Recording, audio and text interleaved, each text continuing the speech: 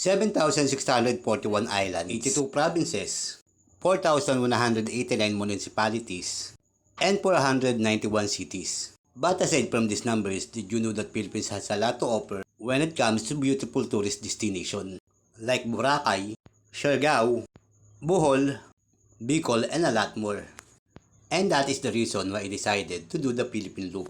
To discover, to explore, and to share to all of you the raw beauty of our country, Philippines. Kaya tara, samahan niyo ako pumadyak at magtasin ang mahigit 5,000 kilometrahe ng bansang Pilipinas at suingin ang paiba-ibang klaseng klima ng ating bansa. Yakapin ang kultura at paniniwala ng kapwa nating Pilipino. Tikman ang pagkaing ipinagmamalaki ng bawat probinsya at mahalin ang sariling atin. Kaya tara, samahan niyo ako maglakbay at mamasyal sa bini at ganda sa mga isla pantropiko ng ating bansa. Luzon, Visayas at Mindanao. Ako si Reynaldo Ingrupula, Batang Pasig, anak ng Pasig. At ito ang aking Philippine Loop Adventure. Maaga akong nagising gawa ng pagyanig, lumindol pala. At pag-check ko ng cellphone ko, sunod-sunod ang text ng NDRRMC. Pagbangon ko, diliklop ko lahat ng ginamit ko sa pagtulog. At nagpaalam na nga ako sa security guard ng DPWH malapit sa Patapat, kung saan ako tumuloy. Sobrang dilim ng paligid, halos wala akong babanaag sa kalsada. Hinintay ko lang magliwanag sa tapat ng Patapat Bridge. Sobrang dilim, walang katao-tao kundi ako. Pag may dumadaang mga sakyan, lumalakas ang loob ko. Kalahating oras pa ang hinintay ko hanggang sa tuluyan ng magliwanag. At muli kong nakita ang ganda ng tulay ng Patapat. Yun nga lang, sa mga oras na to nababalot ang tulay ng hamog gawa ng amihan. Ang Patapat Bridge o Patapat Viaduct ay pang-apat sa pinakamahabang tulay ng Pilipinas. Nakaharip ito sa coastal line area ng West Philippine Sea. May haba itong 1.5 kilometers na sakop ng bayan ng Pagudpod, probinsya ng Ilocos Norte. Maraming mga biyahero ang nag-stop over dito para kumuha ng larawan. Ginagamit din ang tulay na to kapag may mga prenup na malapit ng ikasal, shooting sa mga pelikula. At sa tuloy nga na to, nakita ko si Daniel Padilla at Catherine Bernardo nung sinitila ang pelikulang She's Dating the Gangster.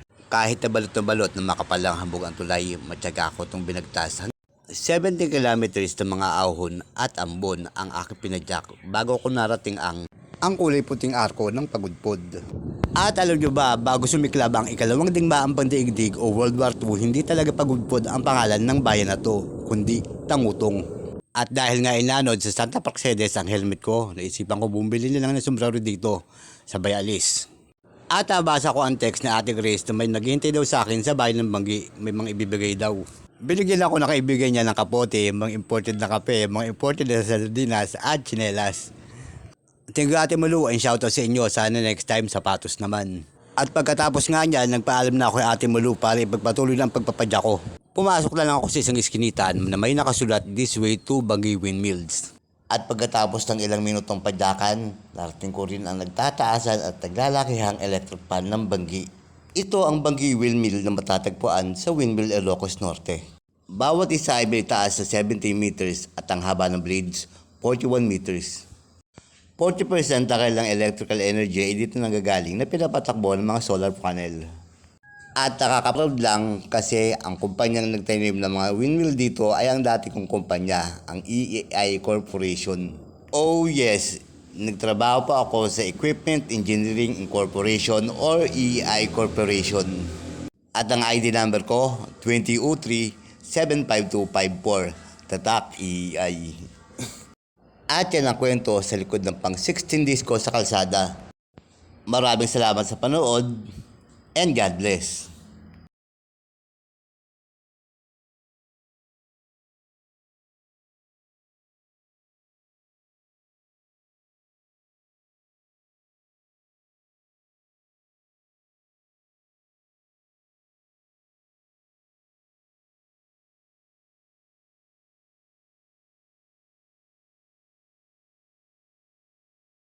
At maraming salamat sa maagang pamasko mo. And there is more, binago rin nila ang upuan ng aking bisikleta. Kuya, thank you sa libreng pasit post. Naging mas komportable lang ngayon ang upuan ko at hindi nananakit ang aking mga lato-lato. Sabi ng karamihan, ang mga Ilocano daw ay kulipo.